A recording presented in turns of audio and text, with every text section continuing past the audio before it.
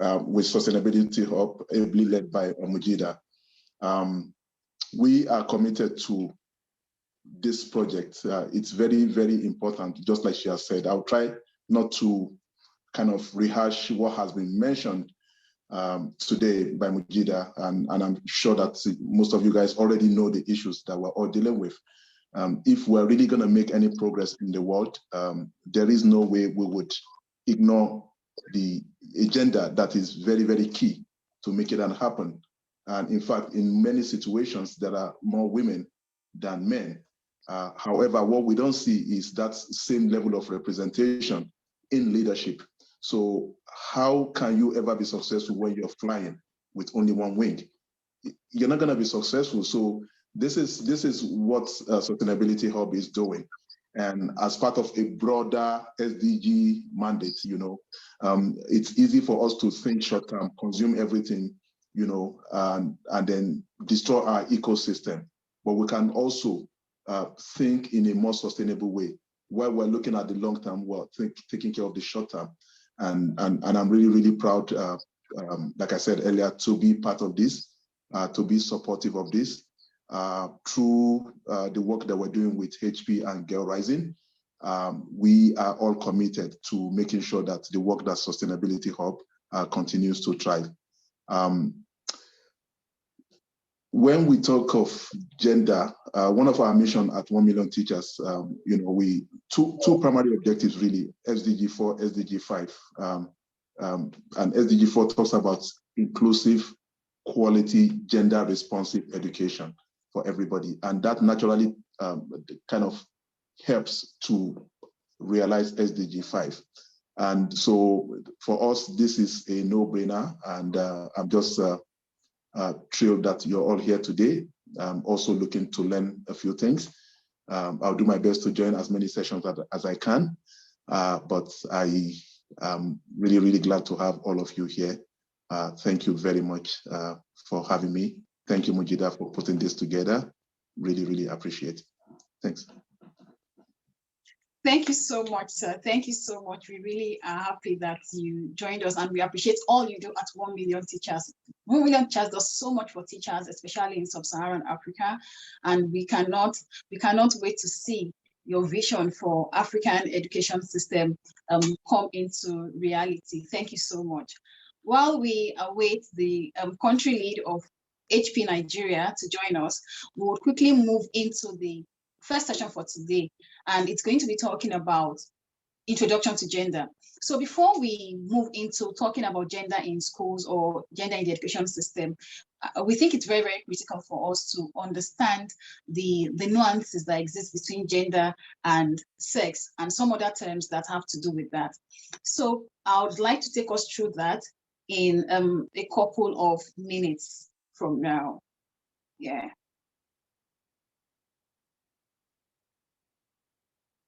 One minute, please. I'm trying to share my screen.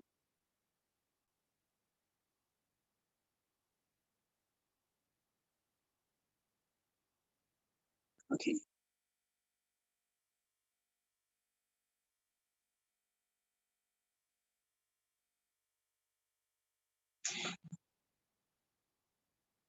Yeah, so we're going to be talking about gender, and I would like to talk to us about 4 major things here.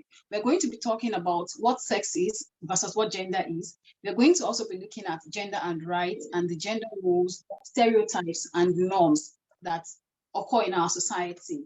Then finally, we're going to be looking at gender equality and gender equity. These are two terms that a lot of times they are used interchangeably.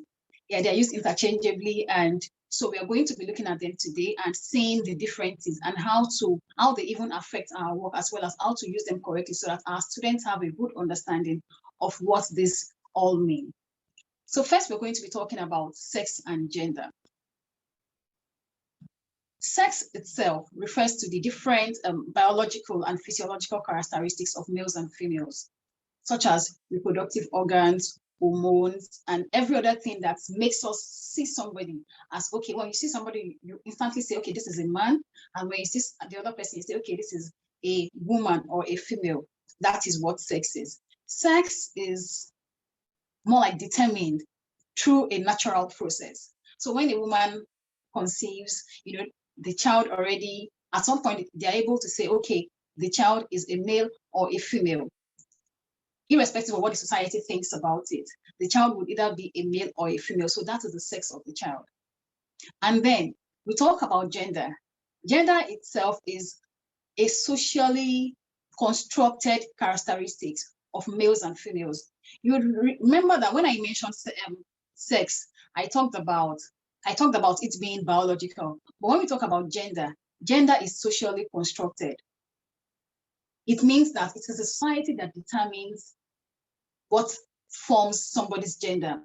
And this is because gender includes a lot of other things, such as norms, roles, relationships, which all come together to form the stereotype for a particular gender. And this is different among different groups of people. So in a particular society, because it's socially constructed, males might be required to act in a certain way, while in another society, the same group of human beings, males, when they come into another society, they're expected to conform to the norms of that society by acting in either an identical way to the one they have from where they're coming from, or a different one. And that is where gender becomes fluid, because it changes over time and also changes per location and people. So what gender does to an individual is that it gives us a self of awareness. It gives us a sense of self. Okay, so this is who I am, and it gives us like a set of rules as to how to behave in a certain place, how to carry ourselves, what we should do and what we should not do. So summarily, it gives us that sense of self, that sense, okay, this is who I am, and how we perceive ourselves and how other people even perceive us, which all come together to influence the things we do, the choices we make, the things we don't do, not because we cannot do them, but because we do not think we are supposed to do them. And that is one of the things we are going to be unraveling in these sessions. So quickly, we move on to the rights of people. It is a fundamental human right for everybody to live a life of dignity and well-being. Okay, so every human being should be able to say, this is me, this is who I am. I should be able to enjoy the fundamental human rights as written by, as put together by the United Nations. I should have a right to association. I should have a right to freedom. I should have a right to quality education. I should have a right to welfare and every other thing that comes with it, irrespective of your gender. So, rights and opportunities, if everybody is able to exercise their rights and opportunities, if as a woman I am able to vote, if as a man is able to vote, if as a girl has access to quality education, and boys also has access to quality education, everywhere is going to be good for everybody, because all of us will be able to live a life of dignity, a life of good welfare, and children will be able to fulfill their potentials. That is if we allow everybody to soar. So, for example, in some of our societies, we already have issues such as people saying, okay, particular gender should not be allowed in a particular profession per time.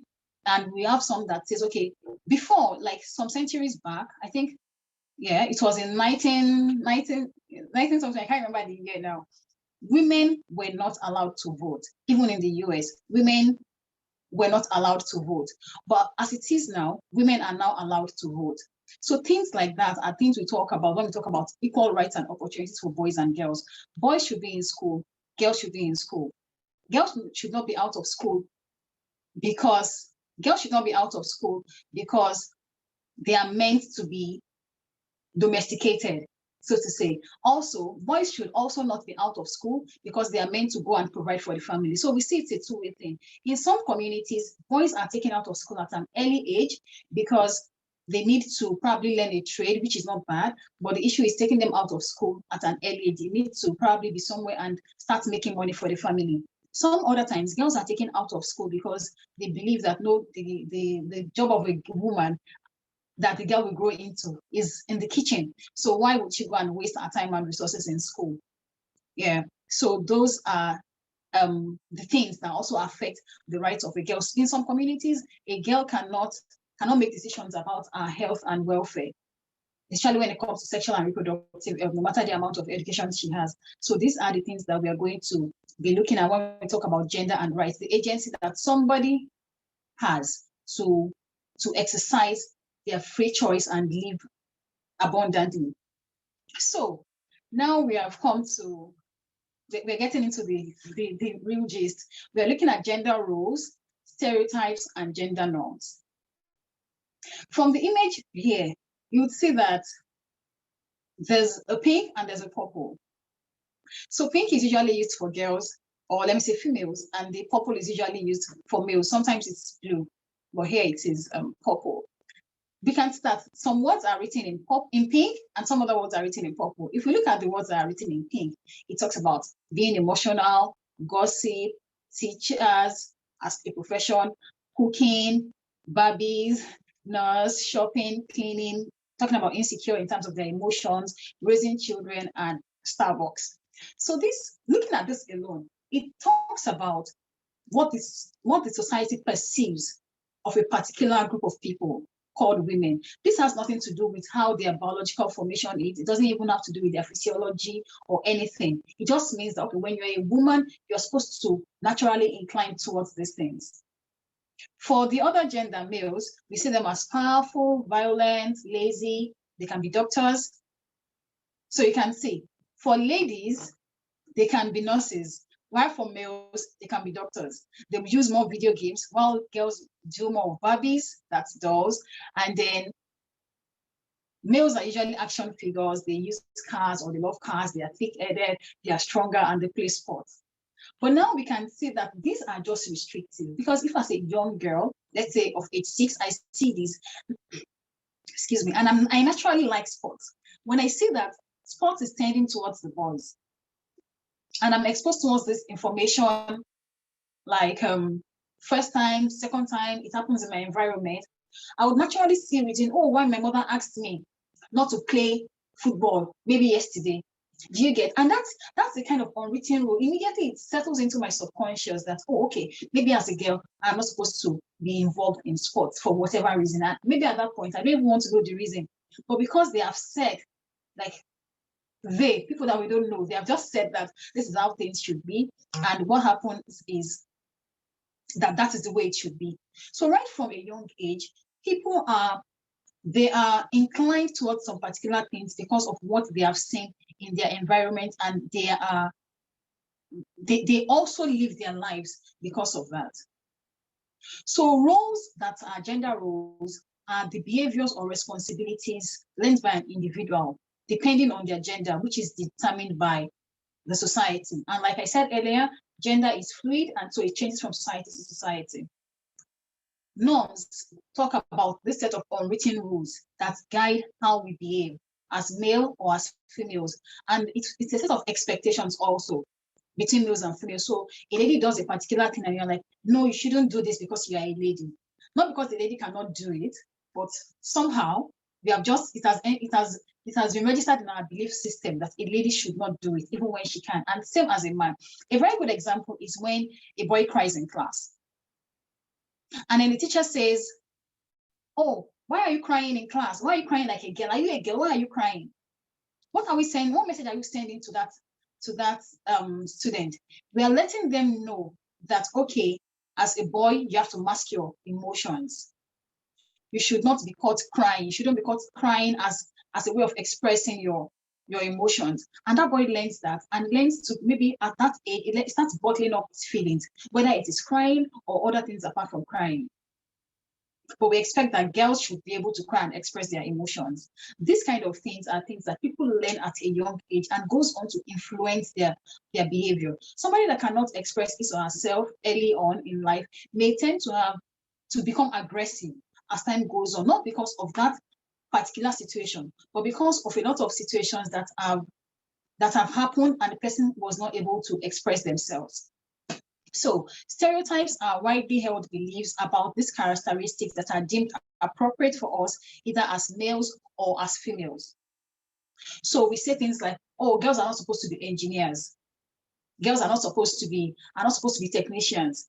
Women are not supposed to use motorbikes. and all of that. These things don't have anything to do with the capacity or ability of a woman. It is just what the society thinks should be and what the society thinks should not be.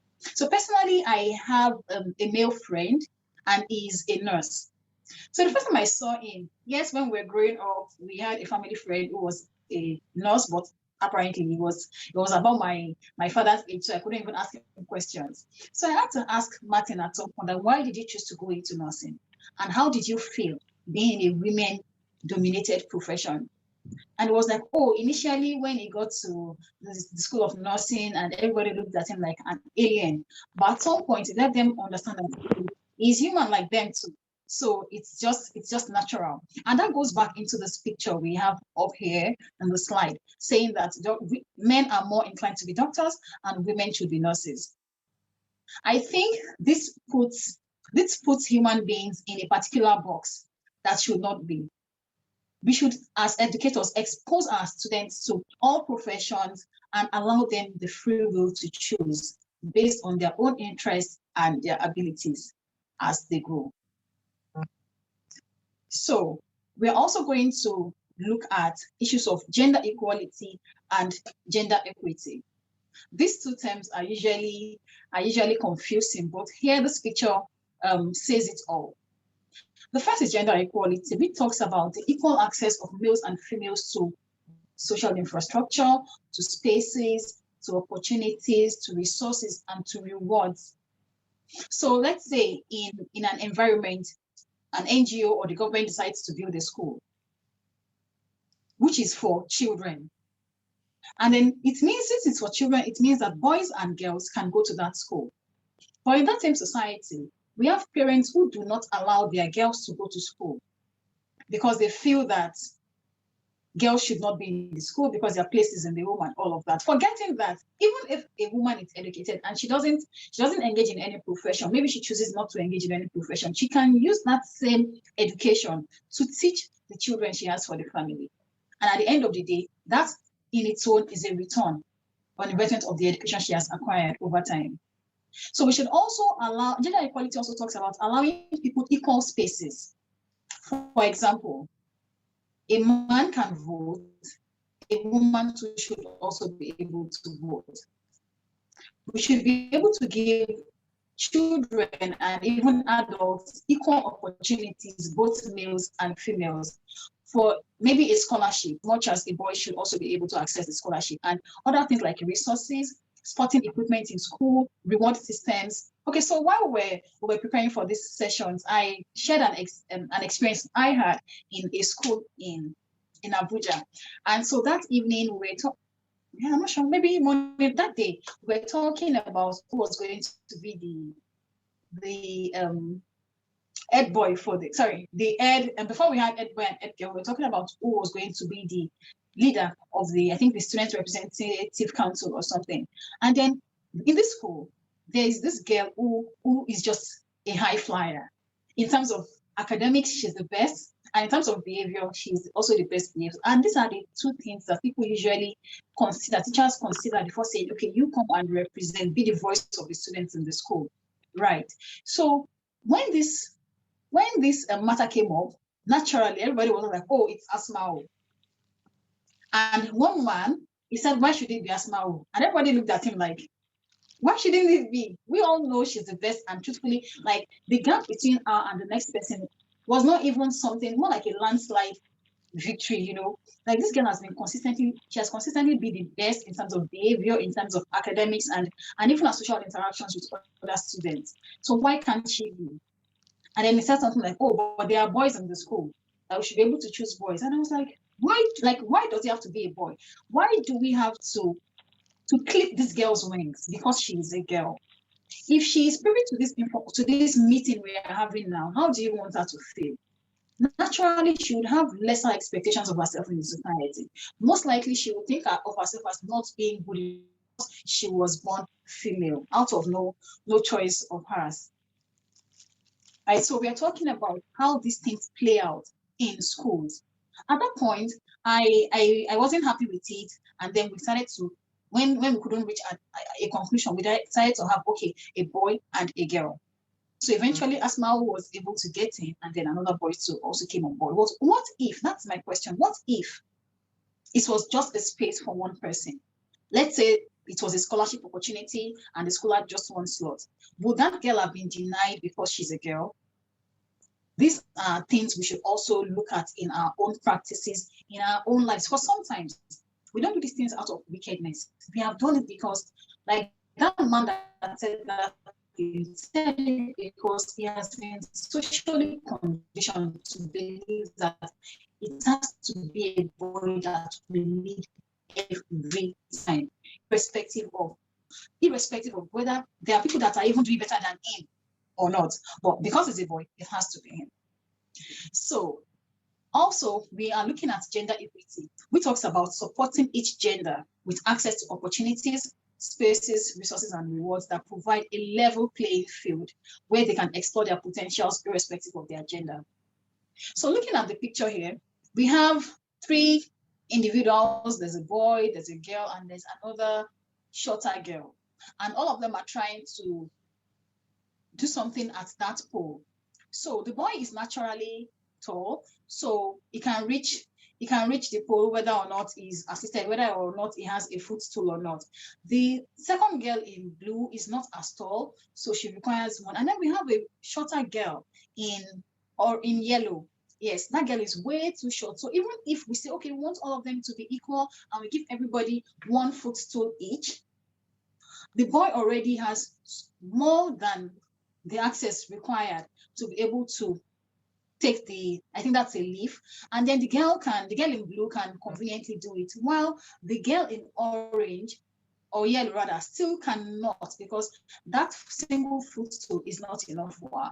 And that's what equality talks about. They have access to the same resources, the same infrastructure. We're like, okay, saying everybody take the same thing, so that you won't say we're being partial. But looking at the other part of the picture, where we have the boy without any footstool, the girl in the middle has one, and the other girl has 2. What we can see is that they have been all assisted. Oh, sorry, 2 of them have been assisted, but at the same time, it means that all of them now has access to the same thing. So gender equity goes beyond saying, okay, we want everybody to be equal. Gender equity is about looking into the unique characteristics, the peculiar situations of either boys or girls, and looking at how we can help them achieve that equality. So in the first picture, there was no equality at the end of the day, because it is gender equity that leads to gender equality. Now in the second picture, the principle of equity has been used to create that equality at the end of the day, because when people ask equal access and they don't have the results we still expect them to, we do not call that equality at the end of the day. But look at the second picture. We give them things as they require to enable them reach for that fit we want them to. And that is when we can say, okay, there is gender equality at the end of the day, because all of them at the end of the day have access to the same thing. So how does this play out in our educational systems? We know that biologically, because of no fault of theirs, girls usually have more needs for water, sanitation, and hygiene facilities in the schools than boys. So in a school that has almost an equal number of boys and girls, right, I think it's not right for boys to have maybe one toilet, a washroom, and then the girls also have one toilet, knowing fully well that at a point girls would naturally need more quantity, or let me need more access to these sanitary facilities more than the boys. And those are the things the small things that we don't look at, that sometimes hinders us from achieving some educational outcomes. So I was discussing last week with some people, we realized that in a particular community, girls were not in school.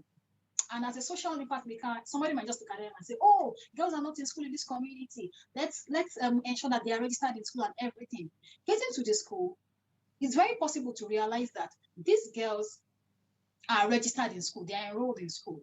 But the particular girl that is out of school was out of school because at this particular time of the month, maybe about 1 week, she knows that she would not have access to what she really needs at that time, which is more sanitary facilities, more water and hygiene facilities for her. So what that does is that at a particular time of the month, she is always constantly absent from school, and then she misses out on tests, she misses out on other school activities, maybe even extracurricular activities and all of that. All these have a way of influencing the people we become. So as we all continue in our practices as teachers, as educators, as parents, we should look into these things, into ways of supporting everybody with what they need to thrive. And so at this point, I would also like to ask those of us on this call if there are any cases like this that we have seen in our own practice. We have people that are experienced or have spent like 20 years in the education sector. We want them to talk to us about how these things play out and the effects, and the effects they have on boys and girls at the end of the day. So please, do we have anyone who is ready to share perspectives or who has maybe questions to ask on these issues before we move on to the next session?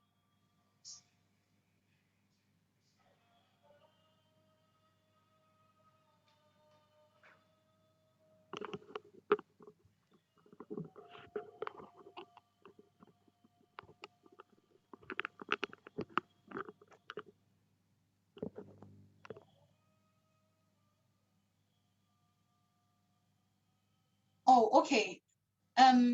Goodness, Paulinos, would you like to please unmute and share with us? Okay, good afternoon, everyone. Yeah, good afternoon. Could you speak up a bit more? Okay, good afternoon, everyone. Hope my voice Good is better afternoon. now. So, I want to make an experience I had on gender-based equality, not in my classroom, but just generally because it happened recently, and it's one of the reasons that got me thinking that do something like this still happen? Do people still have this mentality in this generation? So I was having a conversation with one of my colleagues, and she told me that she had to tell her female daughter not to get a car before marriage because if she has a car, no man will agree to marry her. So I was like, in my mind, I was like, how owning a car will prevent her from getting involved in a man's life.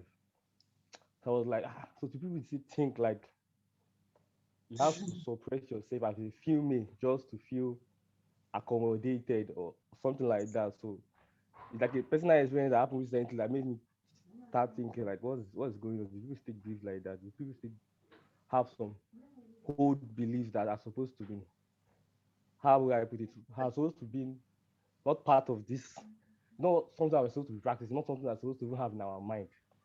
Like I feel it's something that has been in the past and you should have gone past that way that you're thinking okay, having a property is preventing a lady or taking a particular being wealthy will prevent a lady from getting married or something like that. So that's like one of the experiences I had recently. Thank you. All right, thank you very much for sharing that with us, Mr. Goodness. Yes, that behavior is not because the woman is wicked, like this is her daughter. She wants the best for her daughter. But because of what she has been exposed to from childhood, it has now formed her own perspective to believe that when a woman is successful, she has to like dim her light, right? What they call it humble, but it's actually not humility, so that she can attract the man that would marry her. So you see, these are different ways that these things play out.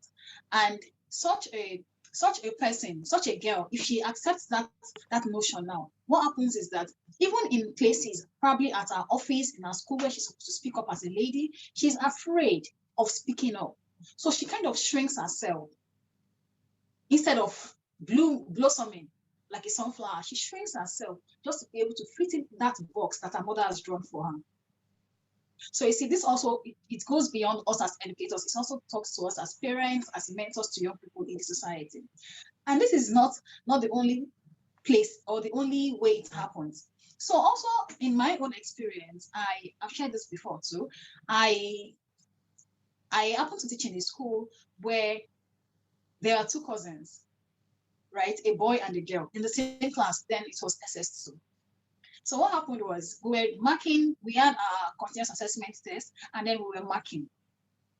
So the girl was more reserved than the boy, okay? And the boy he had some unwholesome behavior that was just like characteristic of him, and that we had been trying to like curtail before that time. So he just came to me early in the morning, and he was like, "Oh, good morning, mistress." I was like, "Good morning." Like, yes. So he said, okay, he asked me what network I used. And I was like, what network I used? Why would you want to know the network I used? I thought about what was likely to happen, but I didn't want to preempt him. I was like, so what is it? Like, why do you want to know my network? You're not even asking for my number or something. Why do you want to know my network? And I said, hey, please, mistress, he actually wants you to help. He wants me to help him with his marks. And I was like, oh my God, this can't be happening to me. This was in 2018. I was like, this cannot be happening to me. Okay, why is this happening? So initially my first response was telling him that was very, very wrong. It was irresponsible of him. It was even insulting to me and all of that. But beyond that, I wanted to know why he did that. And I am very glad today that I asked him, because at some point I calmed down and I was like, okay, so you want this to happen? He said yes. I said, why do you want it to happen? Then he talked to me, he mentioned his sister, he calls her his sister, but they're actually cousins, and that he cannot imagine him going home and then she having better marks than he is, because they are going to complain at home that she has better marks because she shouldn't even have better marks. He should be the one leading that girl in class because he's a man. And what these things do, things like this does to students is that it keeps them, sometimes they do things that are not right, just like what he was trying to do to me, just because he felt that pressure. He just had to have better scores in class. Do you get? So looking at that, he went beyond even reading his school notes, went beyond performing well in class to trying to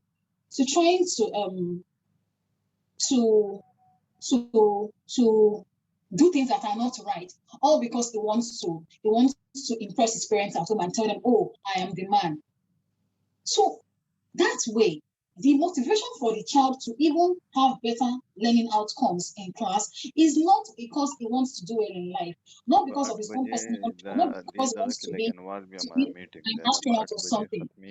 He is trying to do well so that his parents can say, oh, okay, now you have done better than the girl, and that makes sense for you. So it's a wrong motivation for even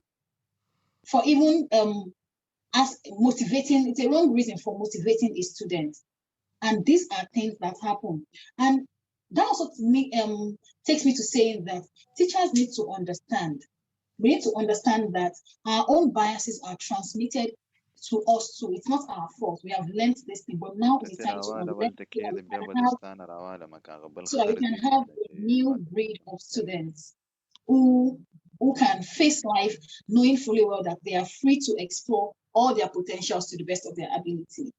And this plays out in teaching language, the language we use when we teach our students. It also is reflected in the teaching materials that we use, our textbooks, our teaching aids, and as well as the lesson planning. Also, in our class setup and class management systems, these things are very, very subtle. They're not usually visible. They're not very visible. But then if we look at them, we realize that, oh my God, these things are still there. And these children, so they imbibe them. Not because there's a subject in class that says boys should be doctors and not nurses. No, but because we have given them that vibe, if I can use that word, right from when they were small. And what they do is they just accept it. Okay, so this is the way it has been before I was born, and this is the way it's going to continue to be. Right. So I don't know if at this point, yes, there's one other session before we leave tonight. And if there is if there's no other person that is willing to share, if we have any questions on this session, I would ask that we please ask questions or share more insights as per gender rights and gender roles and stereotypes that we have seen in our practice as educators. Maybe in the next 2 to 3 minutes, we could share that. Is anyone willing to share?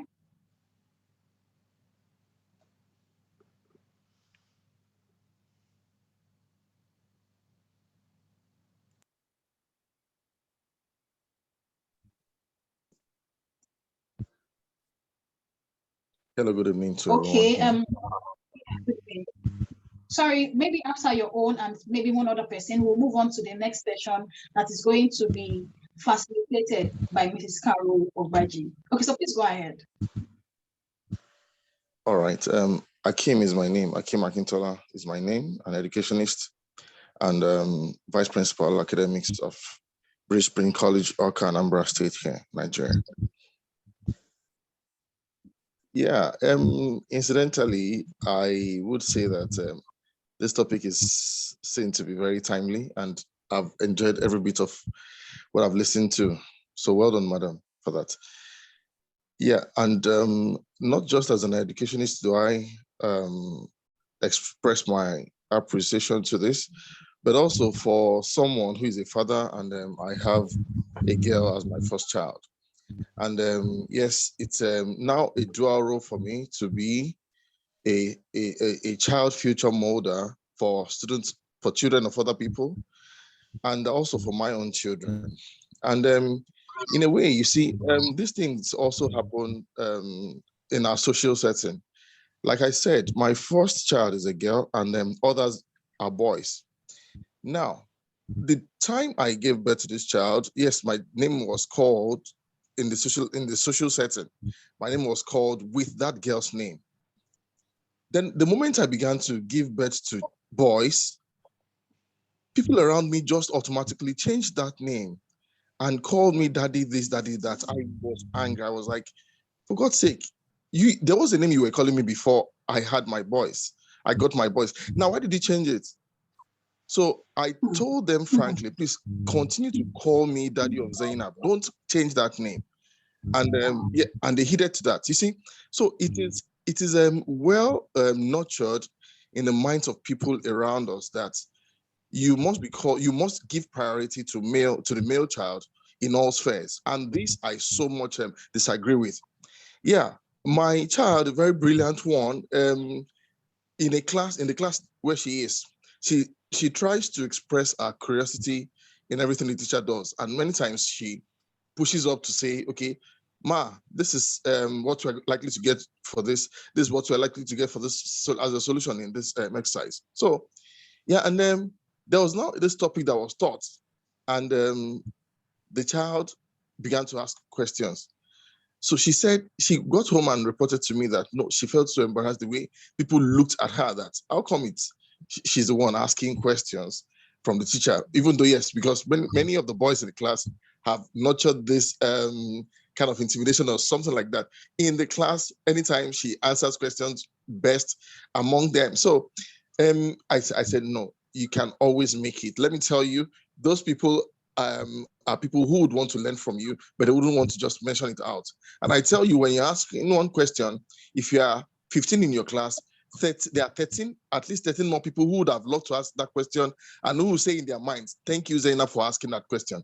Because it's a solution all of them needed, but none of them was bold enough to ask that question. So when she gets home and I tell her all this, she gets her confidence re-engineered. So I say that no to disparity among children or among the gender, and no to the society that takes a male child for preference. Let there be equality, and let classroom let every child's need be distributed with equity. Yeah, because the issue of individual differences would not make us to have it equal by equality, but by equity. So that's what I wanted. Wouldn't want to take much time, but just my bit on that. Well done, madam. Thank you so much, sir, for sharing your perspective with us, and thank you for standing up for your child. It also tells us that yes, you're going to stand up for other girls that you come in contact with as an educator. And like I said, these things are they're not pronounced, but then they have very they're like silent yet very loud. Look at you. Not many parents would notice the difference between them being called a particular name when they got a girl child, which should just continue until the end of time, to that name being switched to that of the new boy. Yeah, so thank you so much. And we hope that all of us start learning, becoming more aware of these things in our own societies, and as much as possible, we try to change them for the better. So now we move on to the next session, which is going to be handled by Mrs. Carol Ogbaji. And she's going to be talking more about gender in the education sector, how these things play out, and she's also going to give us some recommendations on how we can improve upon what we have currently. So, ma'am, you have the floor. Thank you. Yeah, thank you. I would like to help me share the screen and share on your screen what I have presented. And Yeah. happy to be here. So let's just go ahead and do what we have. Yeah, I'm about to do that right. Okay, thank you.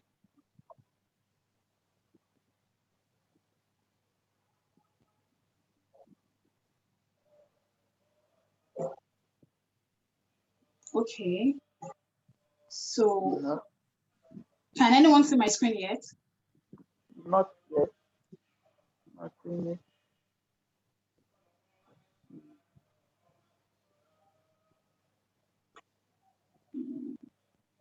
Sorry, please give me a moment. Okay.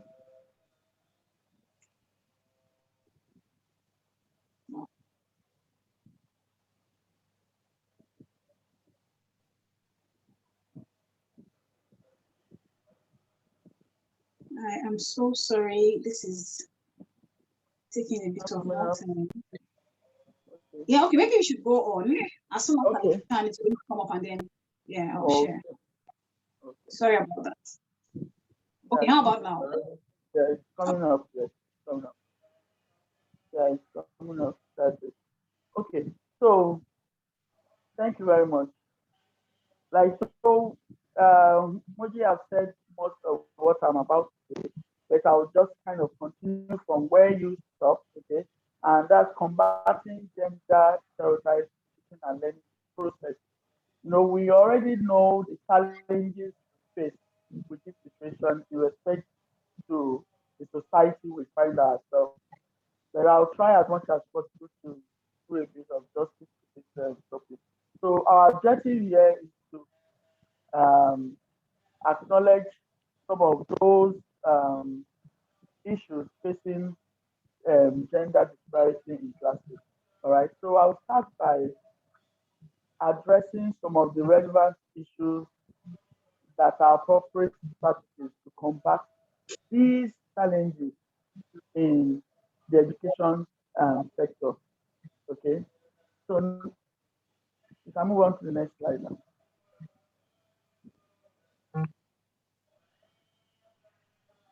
Okay, so what are these challenges? What are these challenges we face in education sector? We know about the societal norms facing us in terms of gender disparity between the male and the female. All right, and we all agree with me that we look at the percentage of the male in schools and females is definitely not equal. Definitely not equal. So how do we curb this? How do we combat this and ensure that everybody is given a fair chance to succeed in the society? So we move on to the society norms now, the social norms. If you can you just move on to the next slide so we'll make it as fast as.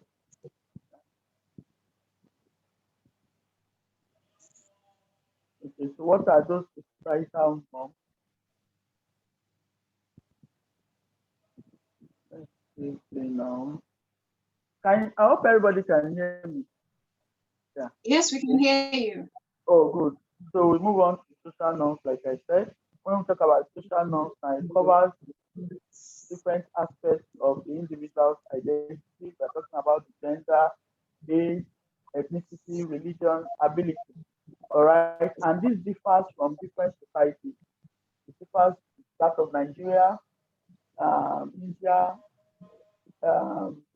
USA, you name it, all right? So our norms differ. So coming back home in Nigeria, we all know when we talk about gender disparity in Nigeria, we are talking about the girl child and the male child. And when we relate it to schools, we find out that, especially in those days, thank God that the situation have changed.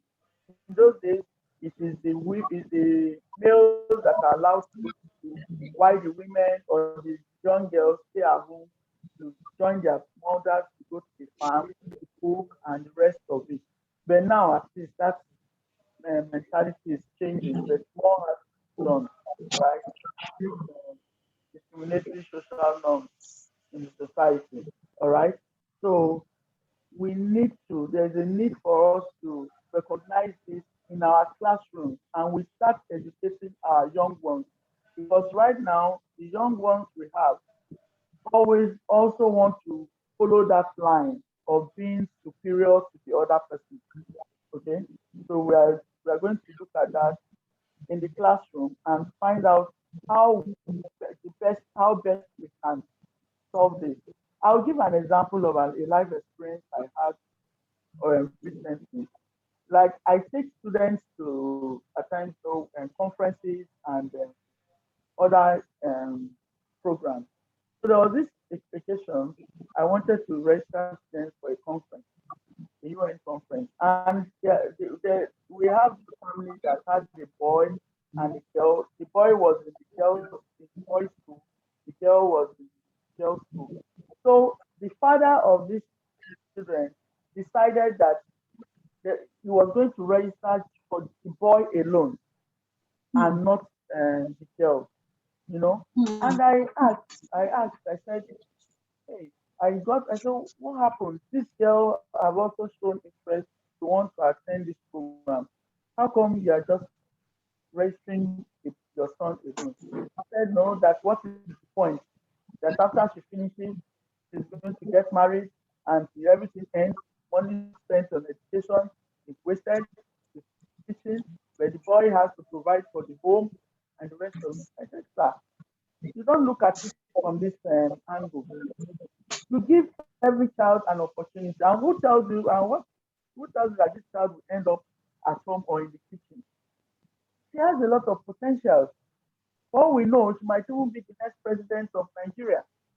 So why looking at it from this angle? You know, so when I tried as much as possible to convince him, and when after a while he said, okay, just for him to have his peace of mind, he said, okay, go ahead and register both of them, which I did. And will you believe that this girl ended up, she was the best speaker in that conference, the best delegate in that conference.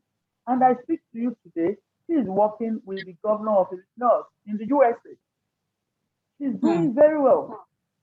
You understand? And I told the man at the time, I said, okay, so what do you have to say now? You see, did the education end in the kitchen? And he was saying, oh, I was ignorant. You know, that kind of thing. So it is important that we take away these stereotypes, and let us instead treat every child equally. I'll give an example of another one about students that has to do with boys.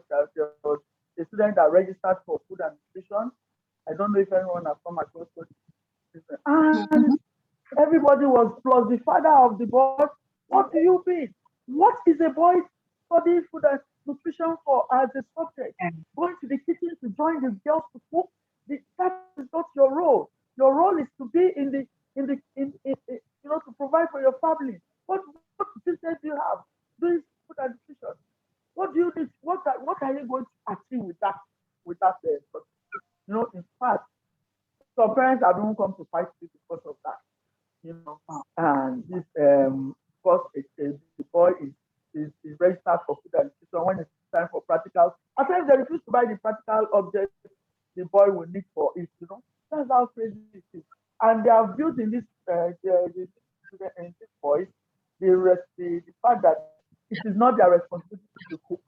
It is not their responsibility to sweep. Even in the classroom management, it's still the same situation where you have a timetable for the boys and girls who to sweep today and tomorrow. The boys will tell you categorically that they don't sweep. It's the girls' role, you know. So these are some of the issues. And so, wow, we as educators, how do we handle this situation? How do we handle this? Please just take the slides please, to the how we can manage classroom situation. All right. Okay, let's see now. Best practice. Yes. Good. Yes. So the best educational environments are those that are fair to all students, male and female. So if you want to have a student that is well grounded, this is how it's supposed to be. Gender messages are all around us, from images in school books to those in bus ads or conversations on the train or the big screen, from clothing stores, malls, or any plush office. Everywhere we turn, we are submerged in messages about what it means to be correct woman or man. Gender is everywhere. If you look at the caption I have there, you see in one of such male-dominated professions, you see that the man is up there and the woman is looking is behind. Now, I keep telling my students, like I tell the female students, in the maritime industry, for instance, especially, I don't know if anybody has visited the maritime school in Victoria Island. You find out that I think they have a total of I think 200 and something students in all in that school, but you won't believe that we have just two ladies in the whole of that studying that course. Who tells us that that course is meant for just the men alone? You know, but these are the mentalities that these are things that have the ideas. So, like right now, what I am doing in most of the girls' school is to introduce this maritime course to them. Let them know that there are opportunities there in the maritime industry that is not meant for the male section, but for both groups, the men, the female, and the male. Okay, that these are places that we can exploit.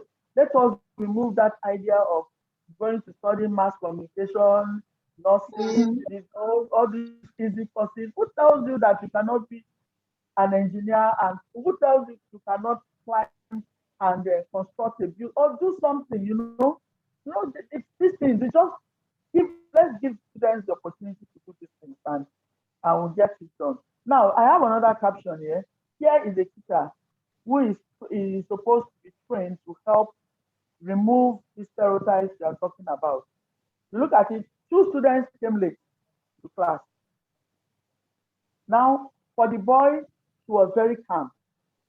For the girl, she was shouting. This should okay?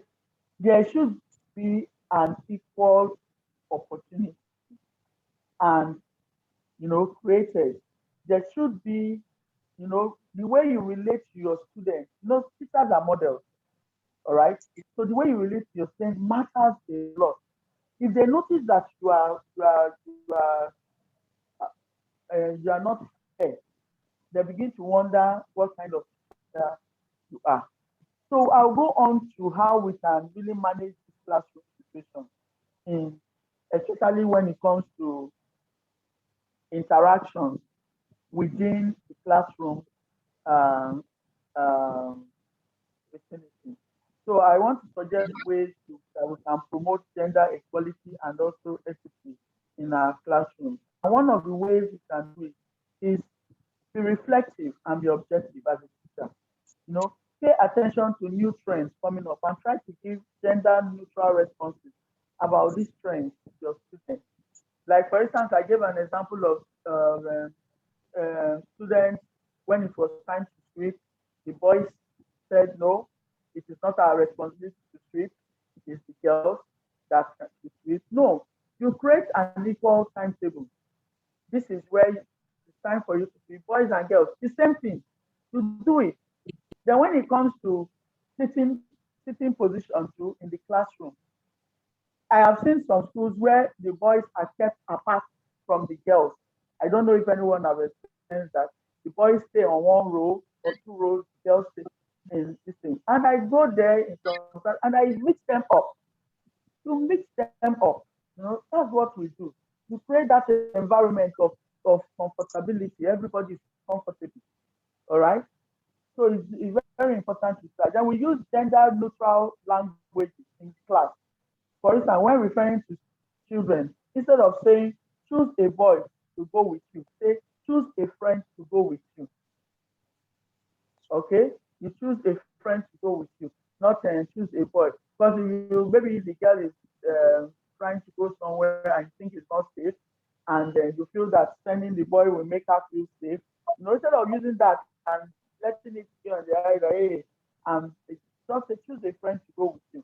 Similarly, avoid organizing children according to gender, like I said, boys line up here, girls line up here. Instead, put them together. Avoid gender segregation. Avoid stereotyping children. Boys, you keep saying, boys are noisy and loud. Girls are calm and sweet.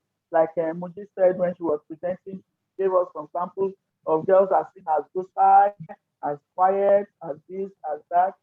They cry, they are emotional. The boys are seen as being hard. No, and because of that, you try to excuse them when they do something wrong or when they are supposed to do something right.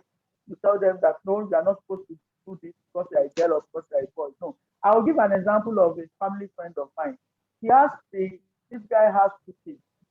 The first daughter is very quiet. She's intelligent but very quiet. And the second daughter she's intelligent also and she's full of energy and you cannot challenge her to give it back to you.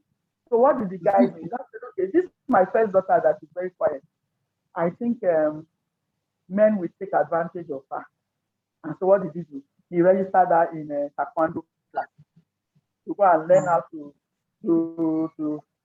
taekwondo, Because she said, I said, why did you do that? I said, no, she's too quiet. She needs to be strong. This today. So he registered her in taekwondo class. Then the other girl that was very, very agile, no nonsense, said, this one will beat her husband at home. No. So what did he do? He registered her in ballet class. Imagine. That the second one was registered in ballet class. Why? Ballet will make her more calm and that kind of. So that was his reason. And I laughed. I said, no, it shouldn't be so. All you need to do is to encourage the first daughter to stand up for what she believes in. Other way, not registering her in taekwondo class. You want her to go and kill people. If that is your intention, it doesn't make sense. I try to talk him out of like that. So another one is self-regulation interaction with the students. We tend to comfort girls more and send boys on their way earlier. Encourage all children to share feelings and emotions. And yes, a lot of us don't know that boys suffer a lot because they have been, indoctrinated that boys don't cry. You don't let your emotions out. So they die in silence. So many times they want to share, their feelings, but they are afraid that when they do this, they see them as weaklings. So we should encourage the boys. Yeah, it's okay to cry as a boy. It's okay to cry. Let out your feelings, but that doesn't make you weak. Okay? Yeah. We should encourage them and for us to also have this feeling that girls should be more comforted and girls in fact, we have more shock absorber. I would say it's more than even the boys. We can bear many things. So stop treating us as eggs, But the truth is that let there be fairness and equity. All right. Then use project-based learning, group discussions, and don't mix up don't separate the students. Let them be together. Give them the same kind of project. But like I said, let there be equity in what we do. Then avoid asking students to speak on behalf of their gender. Ask students to speak for themselves rather than a large group. Avoid asking questions leading into such as, how do you think most boys will feel about this story? No. For instance, you share a literature text, they have read a literature text in the class. Instead of asking, how do you think the boy will say? No. Instead, what is your opinion about this topic, about this area you have read? You know, don't give them ideas. Let the ideas come from them. Okay? So that's how we do this. Then you might rephrase the question, how did you feel about the representation of men in the story?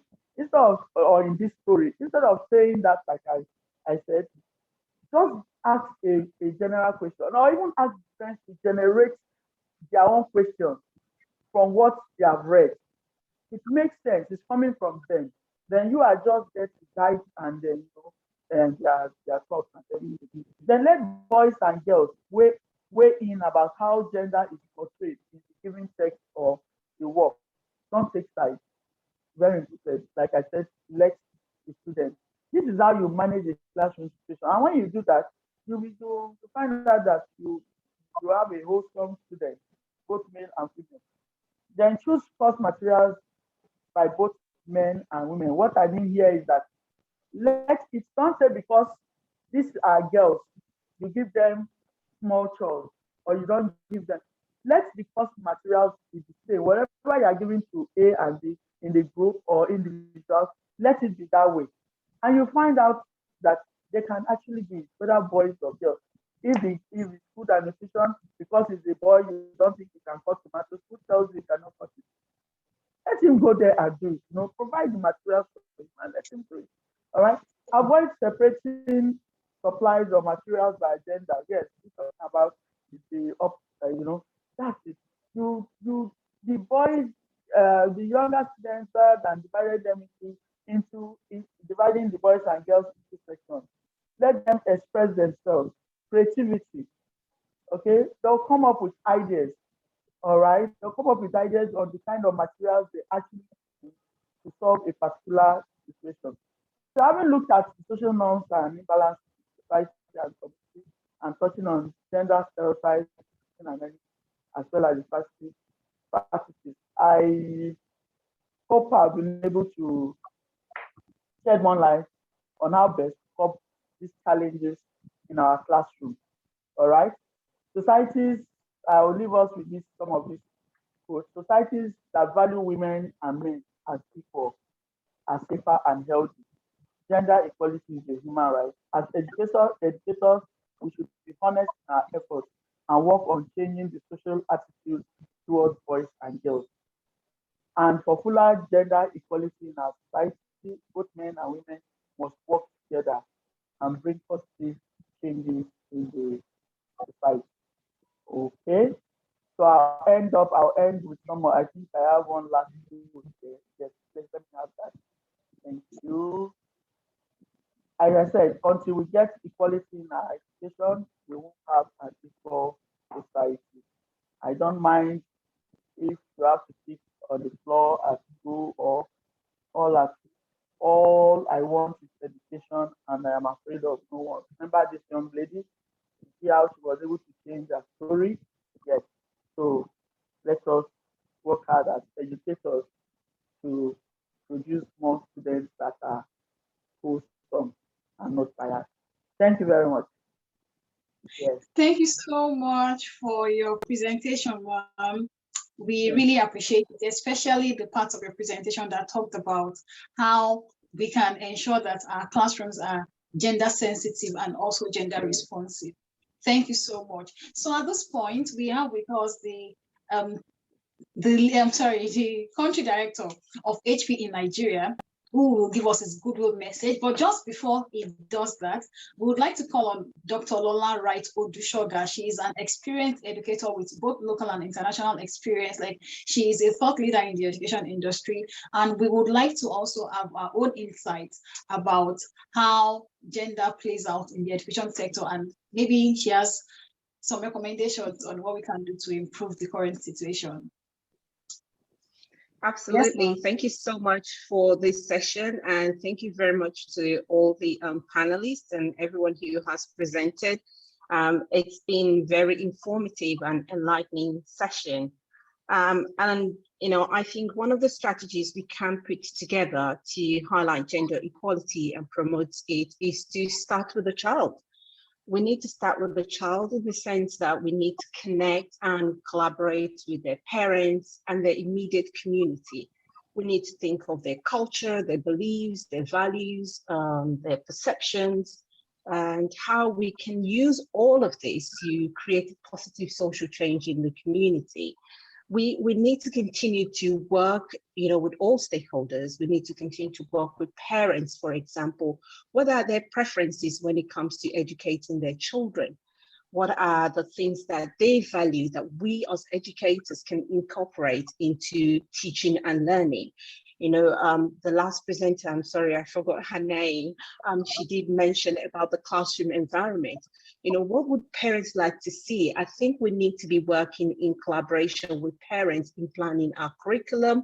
When it comes to gender equality, we need to also continue to train educators to be responsive to gender equality in the classrooms. What are the languages that they're using? What are the terminologies they're using? What are the perceptions that they have within the classroom?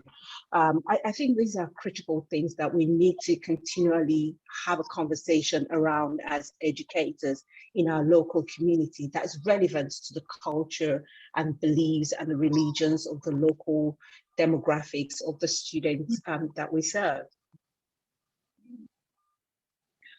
All right, thank you so much, Ma. That was really, really powerful. We shouldn't do this alone.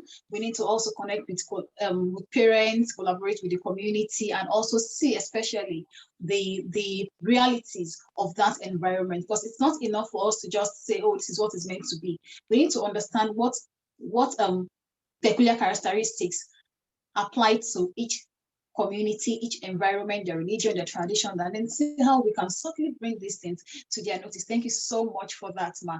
Thank you so much. You're most welcome. Yeah, we need to get their buy-in, and once we get their buy-in on all these issues at this point, because they're stakeholders, they would be more inclined to support what we're doing as a school or as a community, because they understand the fundamentals or the root cause of why we're doing things. And there's been so many examples cited. I like the one about Zainab in the classroom and the father actually recognizing that, hang on, my friends are actually not calling me by my daughter's name, and that's my first daughter. As a parent, he sent that message out to his community, he sent it out to his friends. And these are the things that when we sit down in a forum with parents, conversations that we should have, and maybe we just need to check ourselves on certain things. Yeah, exactly. That was really profound, because we need to, if people don't understand the why, they may not really buy into the message. People are likely to see it as a Western thing, not knowing that it has its own implications even within our own societies here. Thank you so much, ma'am. And at this point, we would like to welcome Mr. Emmanuel Asika. He is the country representative for HP in Nigeria. Like I said earlier, HP is one of our partners and sponsors for this project as well. So we would like to have 1 or 2 minutes and messages from him. Mr. Emmanuel, sir. Hi, good evening, everyone. Good evening. I got to listen a bit to Carol do her presentation, and as well Dr. Lola's insightful contributions. First, I must apologize for joining late. I'm currently traveling. I'm in Nairobi at the moment, and I did think that it was meant to start at 5 and not at 4. So I do apologize for that. Nonetheless, I'm so happy at what you guys are doing. I mean, we at HP, we like to walk our talk. I mean, we have great products, we have great technology, but all of that is secondary to humanity. All of that is secondary to the work that we actually want to do in the society. What we like to say is that we value our humanity over our hustle. All right, and that's one of the reasons why it's not just CSR, it's at the core of the proposition that HP has so that anything that we do has ultimately at the end of it to better society. I wanted to say that one of the things that I like about the entire project that is going on now is that it's intentional. It's an intentional strategy. We could leave this to chance and say eventually things would even out and women, for example, would take their pride of place in society. But clearly, when we leave things to chance, then whatever we get is what we get. So when we have a group of people who are intentionally trying to change the narrative, to change the situation, for us, what we need, the least we can do is to try to support that. Okay, I did want to share some slides with you, but I think for the sake of time, what I'll tell you is that for us in 2021, we changed our entire proposition into three statements. One that becomes our vision, our mission, and our belief. And at the heart, at the cornerstone of this is our belief in equality, belief that humanity, that there's no one gender better than the other. As a matter of fact, because we know that there is a need for women to also become at par with their male counterparts, we have set a deliberate goal that in another 25 years, we will have 50% of people, I think it's less than that now, we're talking about 2025, we'll have 50% of our top management executive filled specifically by women. So we're also walking the talk, and we're not just saying, we're not paying lip service to this cause. So I want to thank you for the work that you do. I love teachers. I was raised by a teacher, and I say that everything that I have achieved in life is as a result of the tenacity and the patience and the involvement of my mother in my life. And so wherever I see the opportunity to support teachers, in this case through technology, and I do believe that technology can change the world, we will do that wholeheartedly. So thank you so much for all that you're doing, and you can always count on our support here at HP. Thank you.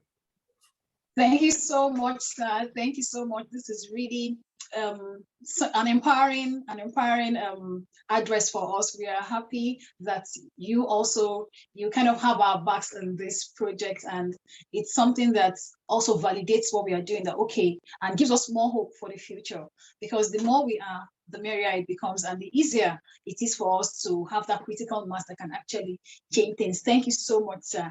And one thing has actually stood out in what you have said, and that is humanity over hustle. Whatever we do, before anything, we are human beings, and we should also look at how whatever we do affects or impacts the society, that's other human beings around us. So for everyone on this call, we're going to be having the HP team with us in the next 3 weeks, like each session, and they're going to be bringing us different things. This is just like an introductory session into the whole concept of gender and education and gender responsive education, as well as what HP has for us in stock. So we'll continue this next week. I would like to thank everyone on this call for staying till this time with us, and we appreciate your time, and we also hope to see you next week. I would like to send a mail out in the week as to what to expect next week. We are going to be working primarily on gender responsive classroom strategies. Today we have talked about them, and then next week we are going to practicalize how these things can actually work. And we're going to also get insights from teachers and how this can work in their context. Thank you very much, Ms. Carol. Thank you very much, Mr. Emmanuel. Thank you, Dr. Lola, and every other person that has been on the call. We hope this has been an insightful session for you, and we will see you next week. Thank you so much, everyone, too, from the Sustainability Hub. And with this, we are signing out for this week, and we hope to see you next week. Bye-bye. Thank you so much. Have a lovely evening. Bye-bye. You too. Bye.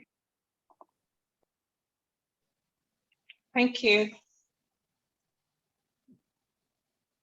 Yeah.